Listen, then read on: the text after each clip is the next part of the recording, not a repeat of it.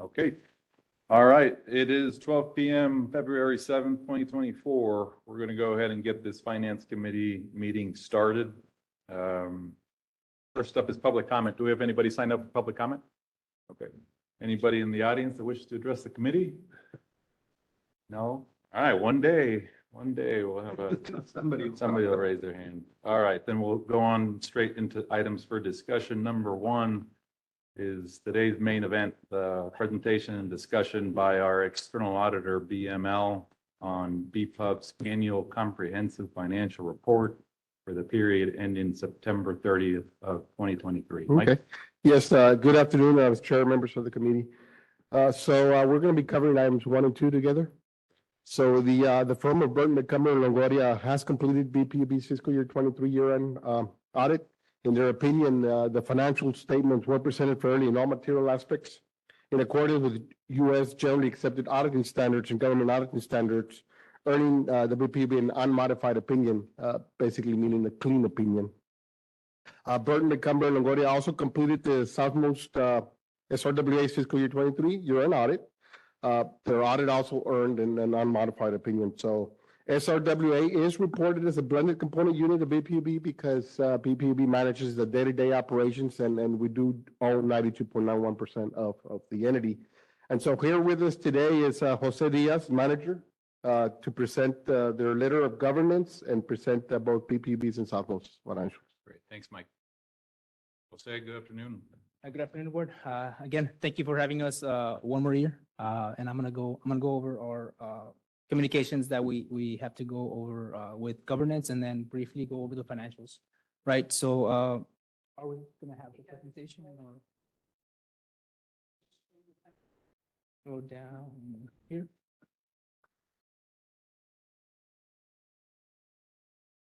And just use the mouse. So this one. Can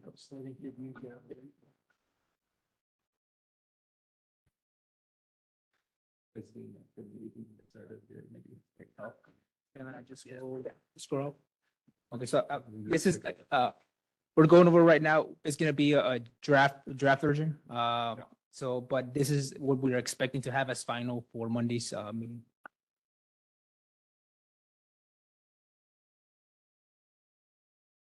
So here you have our team that was involved in the audit, which is Ben, the partner, myself, and our staff.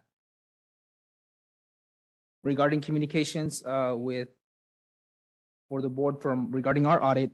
So during the current year, there was a new accounting standard added, GASB number 96, capitalizing subscription-based information technology agreements. It had very small impact.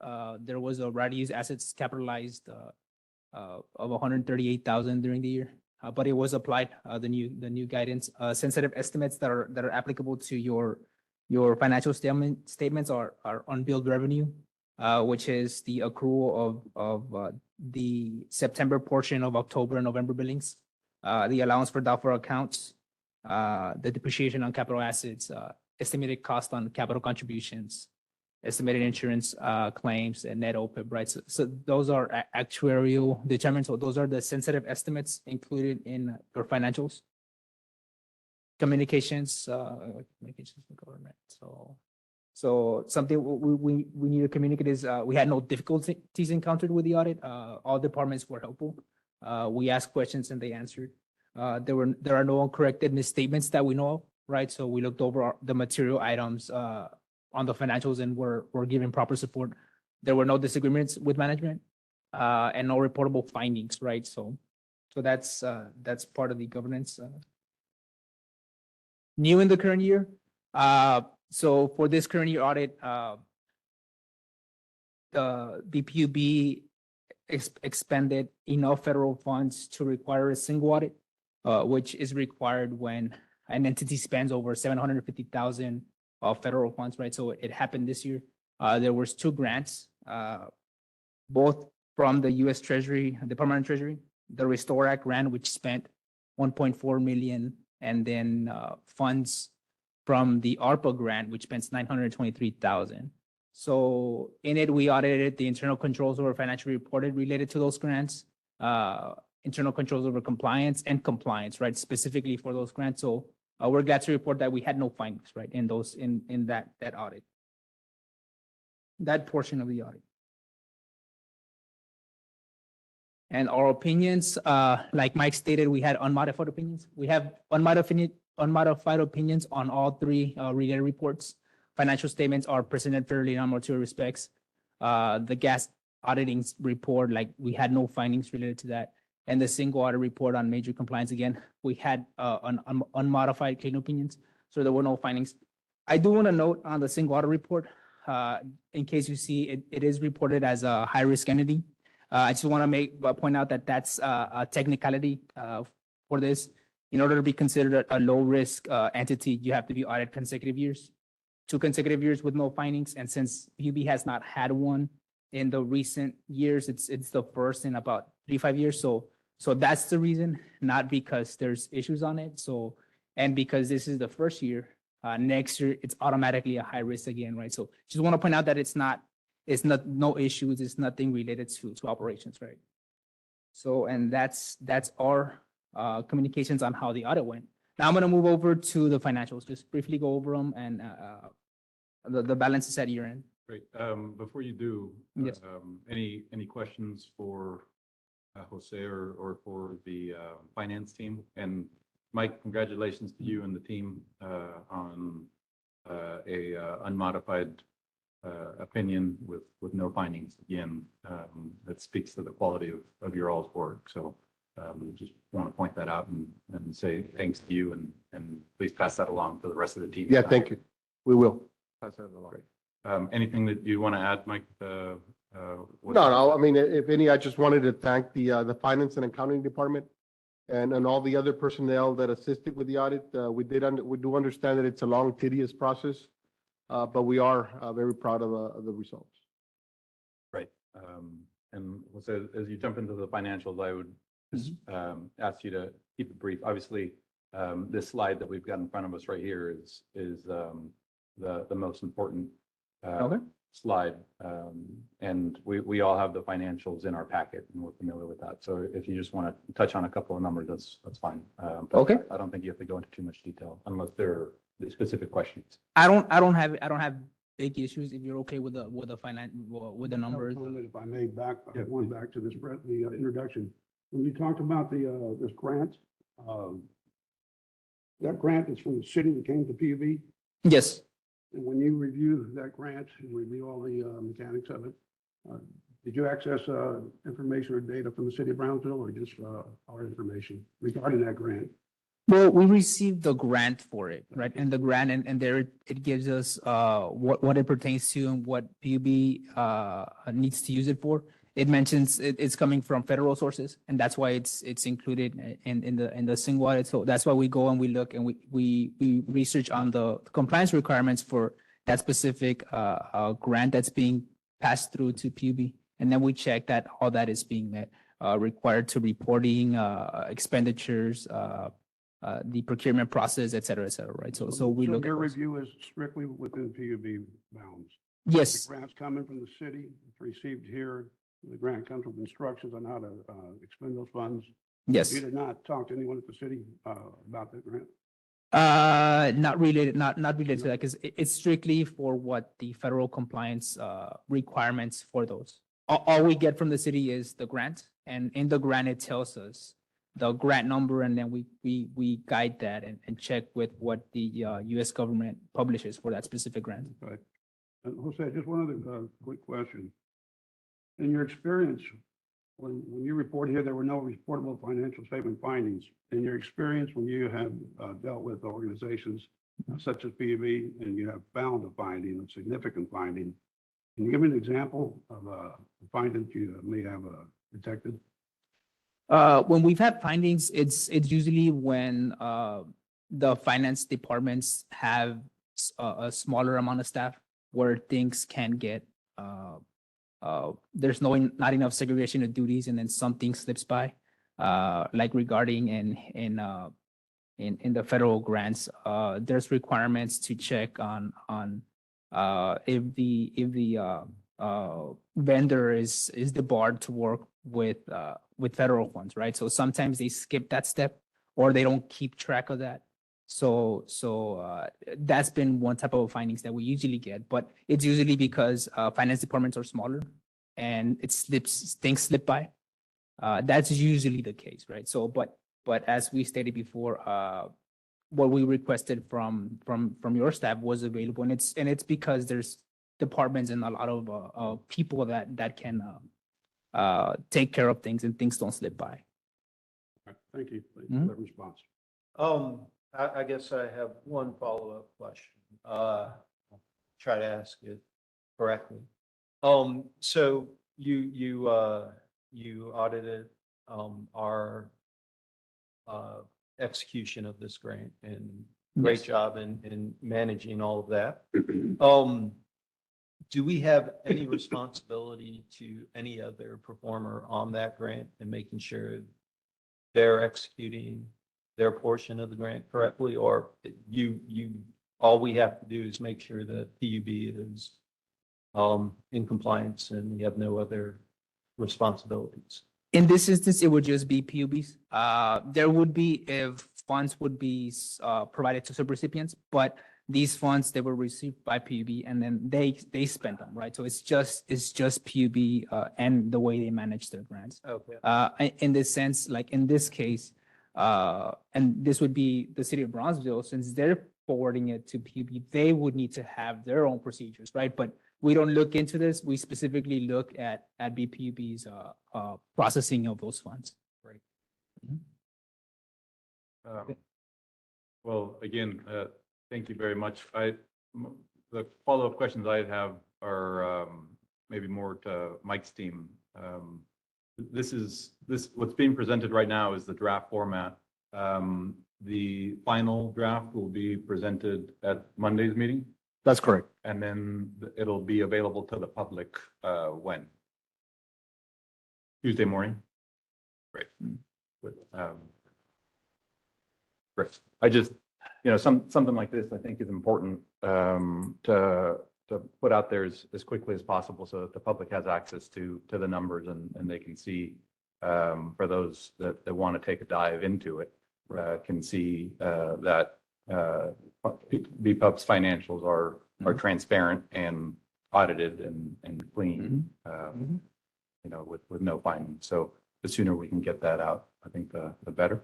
And Jose, I guess my final question for you would be, rather than take a dive, into the financials, I'd ask if there are any numbers or any notes that you think are worth mentioning or bringing to our attention. I know there are obviously a lot of notes that come with the report.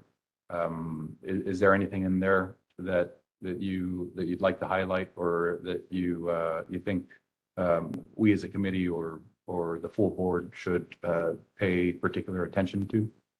Well, the significant items, they're posted in the letter of governance, what we deem as less significant for your financial statements, right? I can point out the big changes, right, as compared to prior year. So like in this year, you had the OPEB, that was the pension trust that was added, right? So you can see that here, that it's been added. It reduced the liability from what it was toward an asset, right? So that's in there. The Tenasca equity refund, you'll see that in the income statement as well. In the current year, in investment and interest income, that had a high increase, right? There was high interest rates, so that the PUB was able to reap the benefits of that. Compared to last year, there was 1.5 million in interest income. This year they had 9.6, right? So that was a big help. So those are like major changes when you compare like current year and prior year numbers. Right, but again, staff's estimates and staff's work was shown to be done correctly, and there were no findings or no corrections necessary on what was presented by staff. Yeah, correct. So from my experience, this is one of, like I was telling Mike when we met on Monday, This is one of the audits that I liked working, right? Because it makes our job easier as auditors, where we just come in and it's all just check, everything's here, everything's here. No material differences, right? So the information that's provided, it gets checked out and we don't have that many differences. And when there have been differences, have been minor things. So, immaterial per our, so we just, we leave it, but those are rare as well. Okay. It usually ties to what we have in the support that providing, through confirmations from outside, parties that are also, for banks, investment, right? So there's, rarely do we have differences on that. And that goes both for BPUB and for SRWA, correct? Yes, sir. Right. Yes. Right. Well, any follow-up questions from the committee? No, I think that's it. Okay, I think that's good then. Great. Thank you very much. thank you. Yeah, thank you. Thank you. All right, that does it for number one. Number two, number three is presentation, discussion, and possible recommendation of BPUB's financial performance report for the period ending December 31st, 2023. Good afternoon, Mr. Chair, members of the committee. Monica Cavazos, Director of Finance, and I'll be presenting, we have some of the new dashboard slides that we created as a request from the board.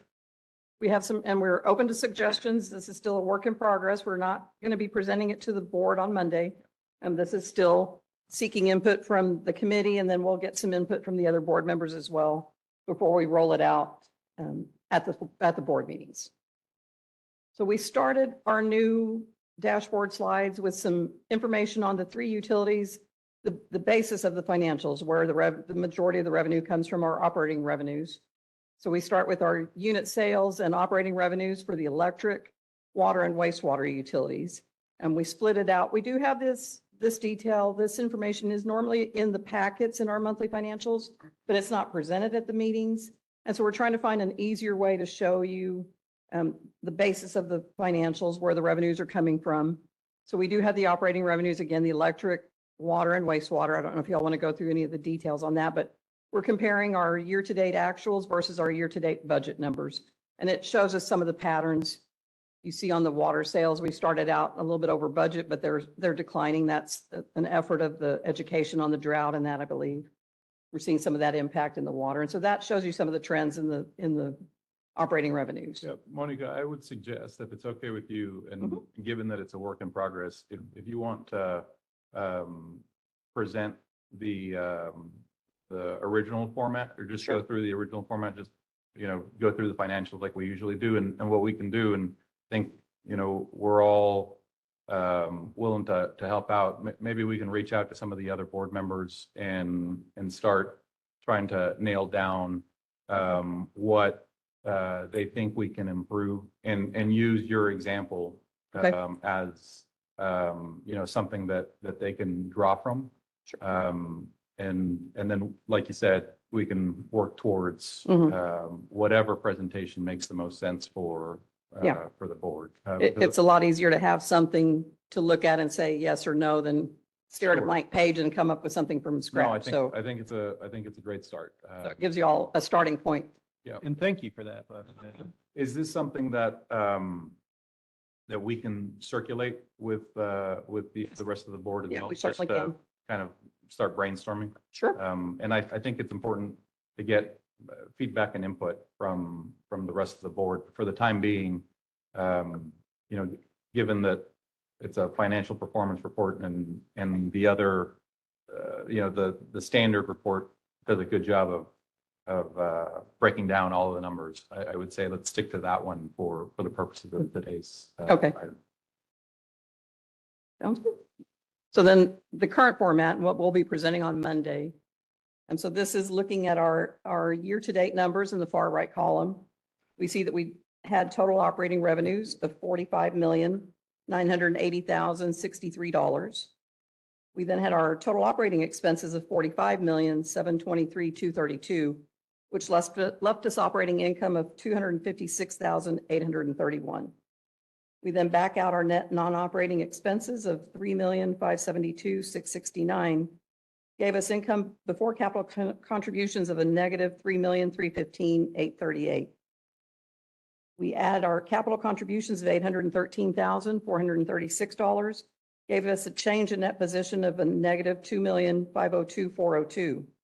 When added to the net position at the beginning of the year of $452,609,182, gave us a net position at the end of the period of $450,106,780. Moving on to our flow of funds. Again, looking at the far right column, you see on line 7 that we had gross revenues of $59,258,996. We then back out our fuel and energy, off-system and SRWA contributions, which gave us adjusted gross revenues on line 12 of $41,877,271. And again, that's the basis for the 10% gross transfer to the city of Brownsville. We then backed out our O&M expenses, non-operating, and our debt service. So we had total requirements of $29,335,980 as shown on line 17, which left us a balance available to surplus net of the COB's usage of $10,753,832. Again, this covered the COB usage year-to-date of $1,787,459. The transfer to the COB to the city, their cash transfer of $2,400,268 gave us a balance available for transfers out of $8,353,564, shown on line 20. That covered our CIP funding of $3,754,697 and Resaca CIP funding of $267,888, which left us improvement fund surplus year-to-date of $4,330,979. Right. And if we go to slide 2 or to the previous page, the biggest contributor to the negative change in net position was that $9.5 million rate stabilization charge. Correct.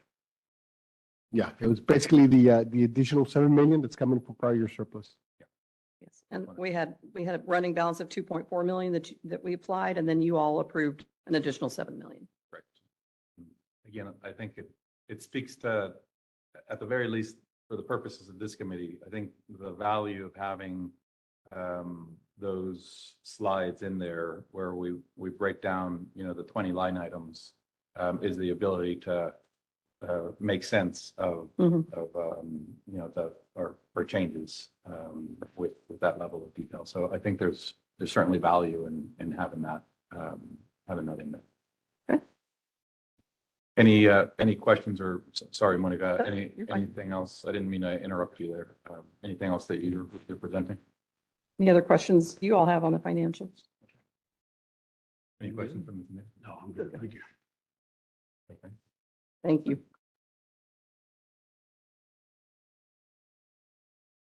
Great. Thank you, Monica. So the next item is the presentation, discussion, and possible recommendation on BPUB's OPEB trust. Yes, so good afternoon, Chair, members of the committee. So BPUB set up an irrevocable trust back in 2022 to fund BPUB's other post-employment benefits, basically covering the retiree medical benefits. We are now circling back with the committee to report on its status. So I'll start off with a background summary as to how we got here and then jump into the OPEB plan with our current trust team. I'll touch upon the actuarial report performed as of September 30, 2023, and then move on to the OPEB performance valuation as of December 31, the latest one that we have. And then we will end with our distribution plan going forward and then open it up for any questions.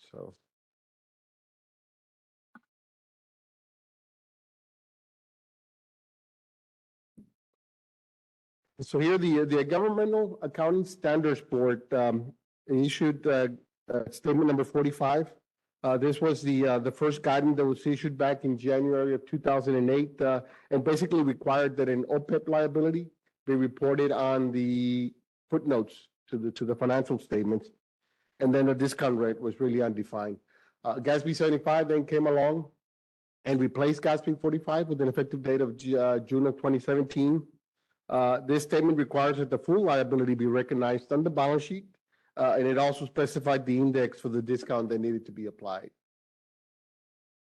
GASB 75 allows the city to specifically set up a special trust with for future payments of the OPEB. And this is done in accordance with Internal Revenue Code, Section 115. So BPUB does offer retiree medical benefits for retirees receiving annuities from TMRS upon retiring prior to age 65. Medical benefits are not available after age 65, so they are automatically dropped once they attain age 65. There's some eligibility scenarios here that they need to qualify for the program. At age 60 with 10 years of consecutive service, age 55 with 25 years of consecutive service, or at any age with 30 years of consecutive service. So we basically had an individual that started at age 20, worked through age 50. At 50, once they retire and start an annuity with TMRS, they'll qualify for the paid medical leave through age 65. That's just the employee. If the employee wants to include their spouse, they can, but they'll have to pay those premiums separately. So now, prior to setting up the trust, the benefits were paid on a pay-as-you-go basis. So at the time, we did have approximately 65 retirees that received paid health insurance through the program, and BPV was contributing approximately $550,000 to the retiree health insurance premiums into BPUB's self-funded health insurance plan. So during that time, BPUB had also proactively been setting aside $1 million to cover that liability for future years, and we ended up accumulating about $13.3 million. On April the 6th, 2022, BPUB's 457 consultant did come and make a presentation to the Finance Committee regarding setting up that OPEB trust. On August the 8th of 22, the BPUB did approve the establishment of the trust with the initial contribution of the $13.3 million, and did advise or direct staff to go ahead and start the RFP process. On November 14th, the board did approve the selection of the Public Agency Retirement Services, PARS, as the plan administrator, and at the time also for the OPEB trust, utilizing the Vanguard Investments as the investment advisor. Subsequently, on February the 13th of 2023, the board did approve a resolution approving the adoption of the OPEB trust administered by PARS, and the initial contribution of $13.3 million was made on May the 5th of 2023. Here we've got the PARS trust team. We've got PARS, who serves as the record keeper, consultant, and central point of contact. They monitor plan compliance and processes, the trust contributions and disbursements. We've got U.S. Bank, who is the custodian holding the assets. They safeguard the plan assets and provide oversight protection. And then lastly, we've got Vanguard is the investment manager that manages the investment of the assets. Now, to that point, this past week, PARS did notify us that Mercer Investments was acquiring Vanguard Institutional Advisory Services. And Mercer Investments does not maintain a governmental plan presence, and so therefore, they will not be able to provide any investment advisory services to BPUB's plan following the transition. And so this is going to require for PUB to have an alternate investment advisor in place by April 1st of 2024. Now, PARS did provide an investment solution, which was PARS does collaborate with U.S. Bank. U.S. Bank has its own wholly owned subsidiary, which is PFM Asset Management LLC, who could provide those investment solutions. So they would continue to use the same investment allocation strategy that's currently in place, utilize a similar low cost managed indexed approach, and we would benefit from the competitive investment fee structure that integrates both the trustee and the investment management fees.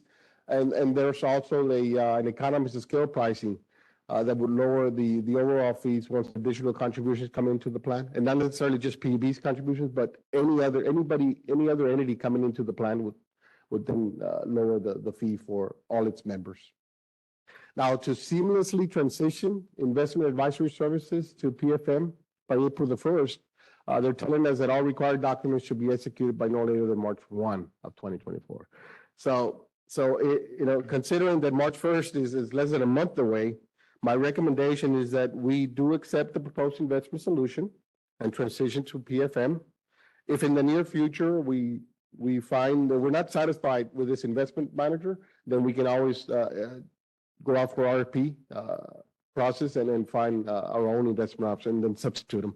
At this point, we can't do that process because that usually takes a little over 2 months. And we've got to get all these documents signed, by March the 1st. So if you all are okay with that, we can proceed that way. I can, start, completing those documents, this week so we can complete that transition. And then we'll just keep the commission posted. Mike, I assume that would go to the full board? If, I mean, to execute those documents. no, I am the plan administrator of the plan, so that I can actually do that without having to go to the board, but, we can definitely, well, that's one of the reasons we're bringing it to the finance committee, but if you're all okay with that. Yeah, my suggestion there would be, one, let's just make sure and we take a look at that fee structure, so that we can compare it to what we have in place with Vanguard. And one, we make sure it's either more competitive than Vanguard or at the very least comparable to what Vanguard had in place. And then two, obviously, if they're a subsidiary of US Bank, that, you know, they should be a large institution or a large group. But I think it would be important to take a deep dive or at least take a dive into PFM Asset Management, become familiar with their background and their experience so that it's something that you're comfortable recommending both to the committee and I would say to the board, because ultimately Vanguard was selected through an RFP process. Right. And so you don't want to be in a position where you're substituting a provider that was selected, having gone through the process with an alternate that didn't go through the process without everybody being comfortable with that new option. So I think for the sake of transparency, it's best just to get all that information together and share it. Obviously, I'm not on the agenda committee, so that would be up to the chair and the vice chair. But I do think that the full board should be made aware of it at some point, so that there's no confusion going forward. Well, we can gather that additional information and circle back with the finance committee and the board this coming month. So what happens if we decide not to do this? If the board says, no, we're not going forward with that? Do we just end up leaving the money in US Bank until we? Yeah, I mean, we wouldn't have anybody to invest those funds for us. Right, so. So, How did this stop? yeah, more than likely the funds would have to be pulled aside and put into a cash account until such time that we get an investment manager in place that then we'll select the index fund that we need to invest in. So, yeah, it sounds like it's good to get all our ducks in a row. We don't want to accidentally, give $3 million to, some guy named Bob in the parking lot and have him run off with it. So let's make sure everything looks good. Okay, so we can do that. So in the meantime, well, the documents, we don't have to have this in place until April the 1st. So we'll have to defer until such time. So we'll bring it to the board and then the board can then provide the guidance. How we Yeah, can proceed. I guess, worst case scenario, Mike, and I think it's important that we consider that if for some reason or another, we've got a bad couple of months in the market or something goes wrong, not something that you can control, but something that goes wrong with the investment. You don't want then to come back and say, well, was it, if it's something that a decision that PFM made or a recommendation that PFM made, why are they the ones making the decision if we selected Vanguard, right? And so I think it's best to be very transparent with this. And I would suggest briefing the full board of whatever recommendation you decide to make and making sure that legal has time to go through those new documents that you're going to have to sign, so that they can also advise the full board as to options going forward, right? So if the board decides, hey, the best way to go forward is to RFP this at some point in the future, make sure that whatever documents you're signing allow for that to happen without a penalty to BPUB or the trust. So I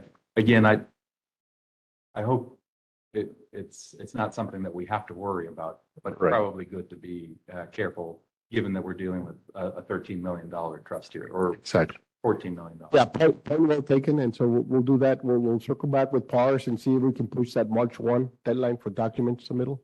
I mean, if we need to have this in place by April 1st, we should be able to push it off until after the board meeting, so we can get, the board can provide us with And more those are guidance. my thoughts.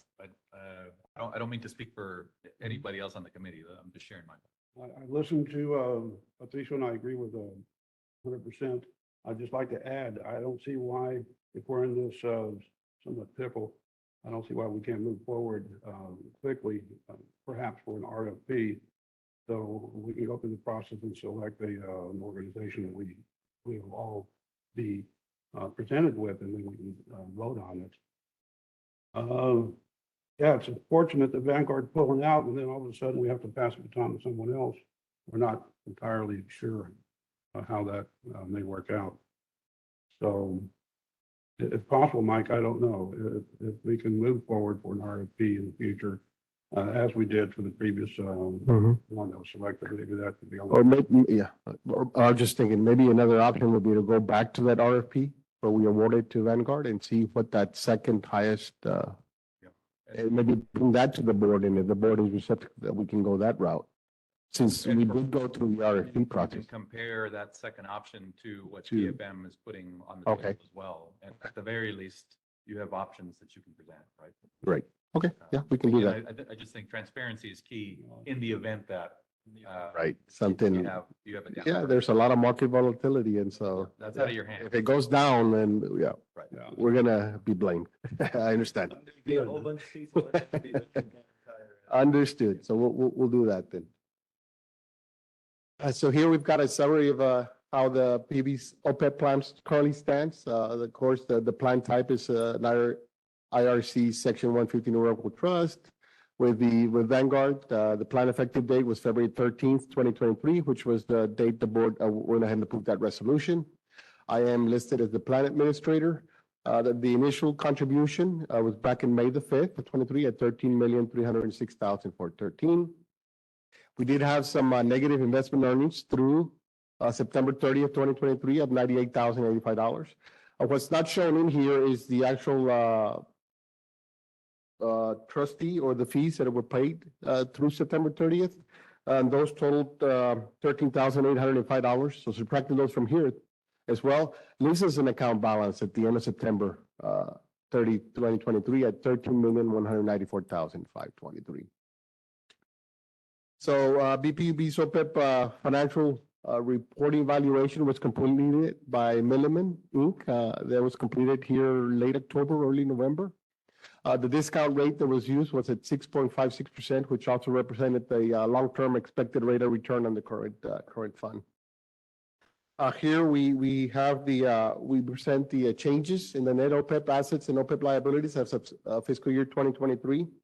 The total OPEB liability practically was diminished. I mean, it was gone. The beginning balance was at $14,815,187, and we ended up the year with an OPEB asset of $602,950. So the primary reason here being the employer contribution. Of course, we contributed $13.3 million to start off, and the other significant increase was in the discount rate that went from 4.02% in fiscal year 2022. To 6.65% for fiscal year 2023. Now, the market value of the assets in the trust of $13,194,523 are used to reduce the net OPEB liability for fiscal year 2023. The plan ended up being overfunded at 104.79% at fiscal year 2023, and therefore we're reporting an OPEB asset on the annual comprehensive financial report of $602,950. This also meant that the annual required contribution for fiscal year 2024 was $0, and so we don't have to contribute anything into the trust for this fiscal year. Some of the changes for the year included, of course, we got here the service cost is $765,000, interest on total OPEB $604,000.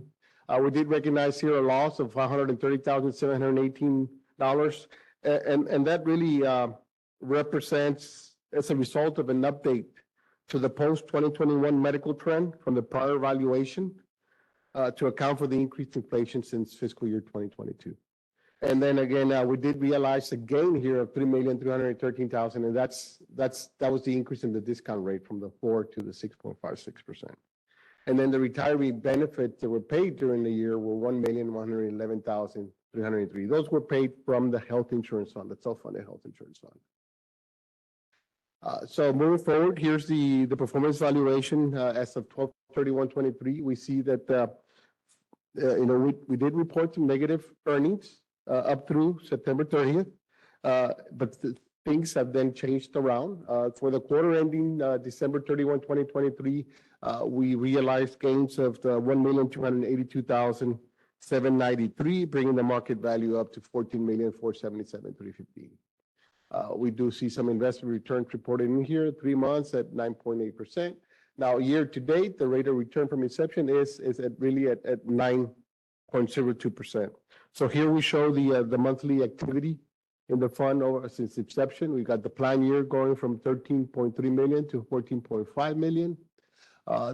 We see the gains and losses by month. It's a volatile market, but overall, year to date through December 31, we're seeing about a $1.2 million gain. Monthly fees are averaging just over $3,000 per month. And then here we see the monthly returns by month. Now, when we initially started filling out the paperwork, we were asked to choose from these 4 pre-established investment strategies that were designed specifically by Vanguard. We got the fixed income, the conservative, balance, and growth. We did not want to be too conservative, and we did not want to be too aggressive either. So we landed on the balanced approach with a 60% equity portion versus a 40% fixed income. We did do some analysis as how this compared to what the Texas Municipal Retirement System is doing, and it's similar 60-40 split. So that's where we're at. And here we can see that the 30-year outlook or rate of return on investments was at 6.56, which is tied back to the discount rate that was used in the valuation. So here's just a little bit of what the balanced strategy approach or investment objective is. It's really to seek and provide capital appreciation and low to moderate levels of income based on its current allocation. So the strategy's indirect stock holdings are a diversified mix of U.S. and foreign large, mid and small capitalization stocks, along with some of the other bond holdings in here. So one of the huge benefits of setting up the trust, it was the fact that the retirement benefits can be paid out of the trust, right? And so for fiscal year 2023, we did elect not to request any planned distributions from the trust. We opted to wait until the actuarial evaluation took place as of September 30th, 2023, and see how the plan was going to end up being funded at. And so now that we know the trust is fully funded at the end of September 30, 2023, we're going to change our approach, and we are going to start requesting quarterly planned distributions in fiscal year 2024. So we're looking at retiree health costs for the first quarter ending December 31, totaling approximately $200,000. And so we anticipate requesting that distribution here by the end of this month. What's going to happen is the planned distribution funds, when received, will be deposited into BPB Self-Health Insurance Fund, which is the fund that currently paying the claims. And since BPB was paying those premiums into the plan, we're going to then reimburse PB General Fund from the self-insurance fund. And so as we reported earlier, the total retiree claims that were paid out this past year were about 1.1 million. Premiums paid into the health insurance were 550,000. So there's about $600,000 hit that the health insurance fund took.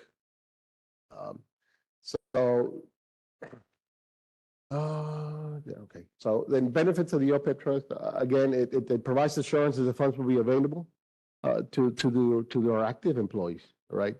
Needless to say, last year, the city of Brownsville, in 2022 or 2020, the city of Brownsville had to do away with their plan. They had a similar plan, and it was just very cost prohibitive. They were not able to fund their trust, and so their employees lost that benefit, other than those that were considered grandfathered based on certain eligibility criteria. So that's a huge benefit for our PB employees. And of course, the investment funds helps offset those costs. The increased discount rate, of course, we saw it reduces the financial statement liability significantly. It reduced it $3 million this past year. And of course, this will provide a positive effect on bond ratings. And then, of course, the retiree benefits are being paid out of the fund. So now the OPEB trust will end up saving BPUB approximately $550,000 a year, which is the premiums that we've normally paid into the plan for those employees. And in turn, BPUB's health insurance fund program will become more affordable for active employees, since the trust will be reimbursing the fund for the full claims paid on the retirees. So it's a big win for BPUB, and so we want to thank the committee and the board for allowing us to set up this irrevocable trust. At this point, that's all I had. Any questions? Oh, well, again, it sounds like, so far, the results have been positive. Right. Yeah, I mean, we're in it for the long haul, it's long term, and so it's we just gotta be patient. It's a volatile market. And you're gonna have ups and downs. I Yeah, think that's, we will. you know, you can't control the market, and you've got your strategy, and you'll have some years where things look great and some not so great. I think the key is being transparent. Right. And to that point, again, I think because of the change in the manager, I think transparency is going to be key there in presenting the options, so that the full board is aware of what's happening and what steps are being taken. So there's no confusion We'll do that. in the event that we have a down. Yeah, yeah. So in comparison, for the Texas Municipal Retirement System, they did see some huge unrealized losses this past year. They ended up the year with a negative 7.63% investment earnings. And so this fund is actually it's doing pretty well right now. All right, let me just ask you a quick question. Yes. Slide 12, we'll talk about the performance and valuation dashboard, Vanguard investment options. Those options here shows 4 options. Is this presented to you as the plan administrator to make selections? Yes, this was provided to me. I did gather the group, the finance team, and then this is what we evaluated. Like I said, we did evaluate this against the TMRS, and we landed at the balanced strategy. Vanguard just present these options, or do they weigh in with some heavy data or recommendations? No, they didn't provide any recommendations. That was going to be totally on us as to what strategy we opted to take. They did provide the different types of funds that they invest in each particular strategy, so that we can then make some. Yeah. Okay, thank you. All right. Thank you.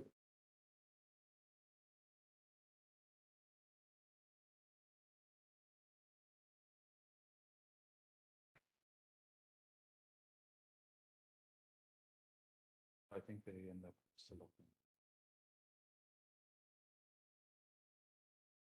Well, they want me to put that in them, and then they would, like, so you gotta give them a starting point. Oh, yeah. Which I think speaks to the importance of having somebody that you trust. All right. So that does it for number 4, on to number 5, which is the presentation, discussion, possible recommendation on year-to-date CapEx as of December 31st, 2023. Good afternoon. So if you all recall, when we presented the budget for FY24, we changed a little bit of the presentation of the CIP plan. We typically would show it by utility and funding source, and we broke it out into these different statuses. And so we wanted to show you all the performance against the plan by the status. And so that's what this slide shows you. It shows we had an approved plan of 91,717,365. We've got year-to-date spending as of December of 4,976,166, which represents about 5.43% of the total plan. But you can see within the different categories, customer connections, that's above budget trending right now, which is a good thing. That's new customers coming into the system. Some of the routine activities, those are also above budget. Some of the items that show little or no growth are items that are dependent on outside sources, on the city or on granting agencies, on TxDOT, the city's improvement plans. And so some of those lower percentage completion projects are in those categories where things are outside of our control. And so we're responding to outside forces. So again, 5.43%, but we do see, good utility relocations, the items under construction, some good activity there. And we do show you now on the next slide, we show you by utility and then each of those categories, the statuses. And so you can see how each utility is performing in each of those areas as well. Showing their original budgets, where their spending is year to date and what the percentages are. And then again, the subsequent slides are the details. If you want to dive into any specifics on any particular projects within each utility, you see the status, what the category is, and what their completion is on those specific projects. And we do want to incorporate probably at least this slide in our monthly financials. We typically have been doing this with you all on a quarterly basis, but we would like to incorporate this into the monthly financials. We think it's important for the board to be aware of how we're performing on these categories on a monthly basis. Well, the additional detail, I think, will be helpful for everyone.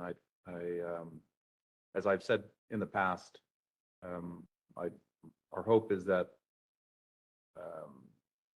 as a committee and as a board, we can do everything within our control to try and have that completion percentage be as close to, our timeline as it can be. So obviously 5% is not 25%. And so if there's anything that we as a committee can do or the full board can do to assist management in trying to get to, to the target number, I would just again reiterate that we're here to help and open to any suggestions or anything that we can do.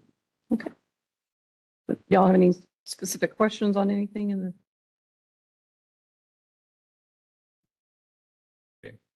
Thank you, Monica. Mhm. All right. That does it for our items for discussion in open meeting. Next up is the recess to close meeting. Before doing so, I'd like to thank everybody who made it to today's meeting. It is 12:53, so we're almost into that full hour. I appreciate those of you that are here today. I know you're taking time out of your day. And as I've said in the past, if it's okay with your supervisor or your department head, feel free to get back to your desk or to whatever it is that you're doing with your day, unless there's something that you need to present after closed meeting. So again, thanks for your time. It's appreciated, and we'll see you at the full board meeting. Okay, so at this time, we'll go ahead and recess into closed meeting.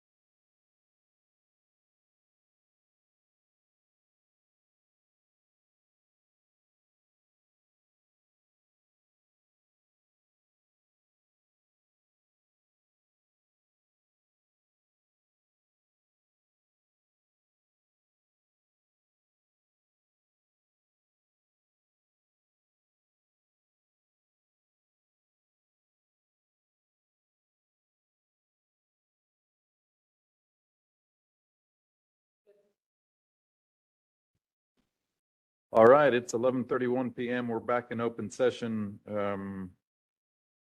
1:31 PM, sorry. Thanks for the catch. 1:31 PM, back into open meeting. Discussion and possible recommendation on closed meeting items is none. And 7 is discussion and or request for future agenda items. Anything? Nope. All right. Anything to add, Mike? No. Great. So with that, 1:32 PM, meeting is adjourned. Thank you to everybody that made it out here today and those that stuck around. Sorry for going a little over our allotted hour, but we had some important items on the agenda. So thanks again. Enjoy your day.